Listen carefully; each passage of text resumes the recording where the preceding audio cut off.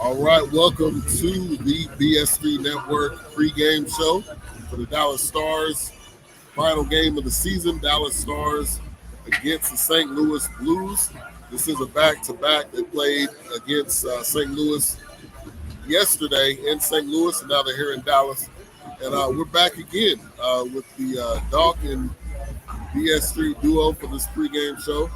Very excited about this one. It's talking about seeding and where this places us for the playoffs. We're already in the playoffs. This is kind of going to determine where we're going to be seeded. Yeah, this should be a very exciting game tonight. St. Louis Blues, for those of you who do not know, is one of the Stars' biggest rivals. This goes back to at least 98, 99. Brett Hull used to play for the St. Louis Blues. He then played for the Dallas Stars. We won a Stanley Cup with Brett Hull on our squad. So this is a heated rivalry. Unfortunately, the St. Louis Blues have nothing to play for, which can be dangerous because they go home after this. So they'd love to play spoiler if they could. Again, like Ben mentioned, the Dallas Stars defeated the St. Louis Blues in St. Louis last night 5-2. And we had goals by the youngster Wyatt Johnston, which I'll get into in a minute. He scored 2 goals. Rope Hint scored 1 goal. Tyler Sagan scored 1 goal. And Joe Pavelski scored a goal. Wyatt Johnston, for those of you who do not know, is a youngster. Wyatt Johnston is literally a teenager. He's 19 years of age.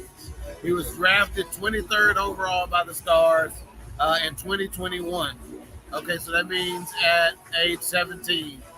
This kid is 19 years old and is lighting the league up. Okay, similar to a Luka. Yeah, oh yeah, no doubt. That's a good comp. He's kind of like a Luka, but with a little less attitude. Okay, a lot less attitude. Yeah, and he don't be complaining to the officials. He just ball. Yeah. So Wyatt Johnston, hey, that young kid, along with some of the other youngsters, the Stars have a very good young core. So I really look for them to be good for a long time. So playoff hockey should become a staple around here once again in Dallas. Yeah, definitely. And the teams are warming up right now. I did want to give a quick shout out to one of our new writers, Anna, who she actually wrote an article on the Asian Americans in hockey. And Jason Robertson is one of those that was highlighted in that. So big shout out to her. But if you want to touch on Robertson a little bit. Yeah, Jason Robertson, he's another young player here. And as being mentioned, he's one of the Asian Americans in hockey. And in fact, the minorities in hockey has become it's come across my timeline quite a bit over the last week or so. And a lot of people don't know that as African Americans or as Africans or black people, blacks actually began hockey in Nova Scotia back in the day, like back. And one of the greatest hockey players of all time, I believe his name is Willie O'Reed, something of that nature, was a black guy out of Nova Scotia. And there are pictures and things of that nature of all black hockey teams back then. So, like a lot of things we do, sometimes necessity is the mother of invention. So you sit around bored and you never know. You never know if you need to do something to kind of keep yourself occupied. Yeah. And I'll just say this: whatever sport you think minorities, which they're called minorities, but they're not really, but whatever sport you think that will not be infiltrated, it's going to happen. So pickleball, be on the lookout. There's going to be some of us playing that too. Yeah, eventually.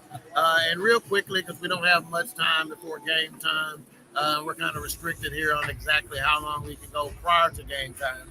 But one of the things that we're looking for tonight, and we'll be scoreboard watching as well, is because the Colorado Avalanche is who we're battling for playoff seeding for. Yes. In fact, the playoffs start next week, and at this point, we still don't know exactly what days those games are going to be. It's kind of going to depend on the result of tonight's game. So obviously, the Stars need to collect 2 points tonight, and the only way they can do that is by winning in regulation. If they go to overtime, they'll only get 1 point. So they need to win in regulation and get these 2 points. And they need the Colorado Avalanche, who is just behind them, who have 2 games left, one today, tonight, and one tomorrow night. Okay, so tonight the Avalanche are at home against the Winnipeg Jets, which I call the Loserpeg Jets. Okay, so we need Winnipeg to win, but I don't believe Winnipeg has anything to play for. And tomorrow they play the Nashville Predators. So we need them to lose one of those 2 games, which again, unfortunately, is not very likely, but we're holding out hope to get that first seed, because that first seed, obviously, and in hockey, home ice advantage is a thing. So it'd be a lot easier to make this playoff run with a home ice advantage, and it'll be better for us because we get to go to more hockey games, right? Facts. That's the biggest point.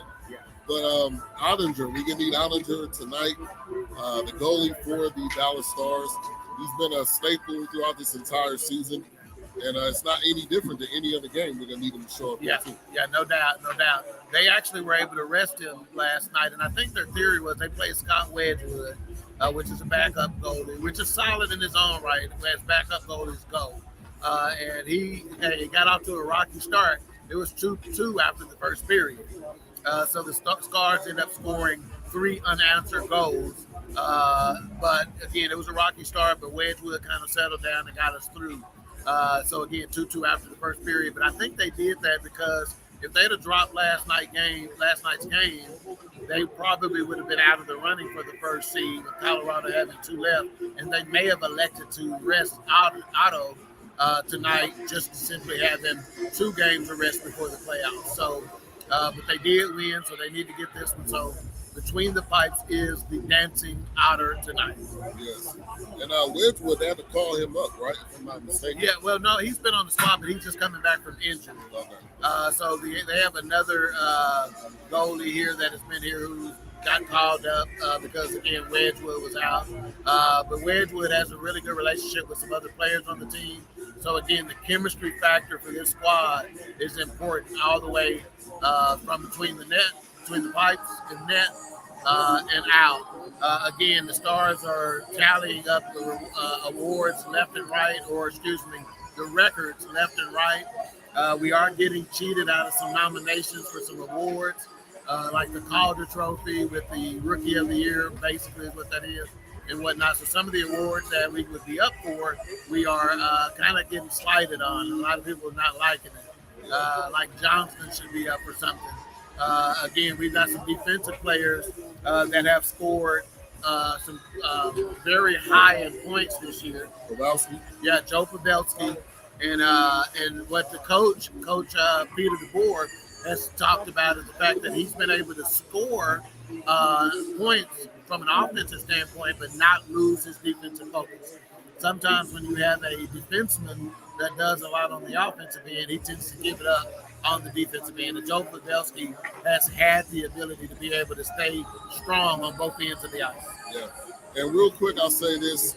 As far as coaches or managers in the DFW, Peter DeBoer has probably got to be, man, 1 or 2. In some of the press conferences we've been in, he's very personable. And he even asked Doc a question, can I say that or not? And I can say what he said. But I think he's one of the top coaches in the DFW right now. Yeah, no doubt. And you can catch him. He actually has a weekly show or weekly interview on The Ticket, which is the radio home of the Dallas Stars. So you can catch him there weekly, and he's even more refreshing on that show. He's and that's been the case over the years. Whether it's been Jim Montgomery, who was the Stars coach a few years ago, or Rick Bowness, who is now in Winnipeg, I believe, or Loserpeg, I'm sorry. All the hockey coaches have been very light. If you're a fan of the Cowboys or Mavericks or the Rangers, and you've experienced some of their coaches and managers and whatnot, some of them have been a bit stuffy. Bill Parcells comes to mind immediately. Yeah. Jimmy Johnson comes to mind immediately. Rick Carlisle comes to mind immediately as stuffy coaches. Jason Kidd has been on his monthly cycle over the last couple of weeks. Jason Garrett, a.k.a. the Clapper. Yeah. I mean, but hockey coaches always tend to be a bit lighter and more relaxed and have a little fun. And I'll end with this. To prove hockey there were a couple of coaches in the league, and I think Rick Bonus was one of them, former Dallas Stars coach, when the coaches were screaming at each other on the bench. And one of the coaches took his paper and he said, "Come on over here if you want stuff." So the cameras caught that, and that is not the first time that coaches have wanted to go toe-to-toe. And in fact, if it's a good fight, I have seen goalies who are on opposite ends of the ice and have no reason to meet each other. They don't even talk to each other until it's time to shake hands after they've skated to the middle of the fight. So hockey is a very interesting sport, and if you're missing it, you need to get in on it. Yeah, wherever you are, if you're not in DFW, you got to do yourself a favor, go to a hockey game in your area, come to the Stars game. Real quick, last thing I want to ask you, you talk about must-win games, must-win situations. Is this a must-win game? Yeah, you got to go ahead and win it because you never know what's going to happen with the Avalanche tonight versus the Jets, the loser-peg Jets, or the Predators tomorrow. So you got to go ahead and win it, because you just never know what's going to happen. So you want to go ahead and get the 2 points.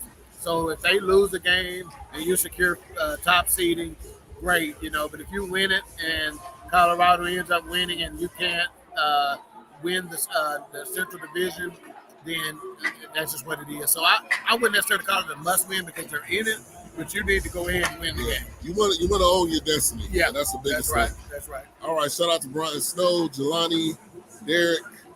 We got a couple people in the Facebook user. We're going to get out of here because we're getting ready to start the countdown, and we will see you guys on the flip. All right.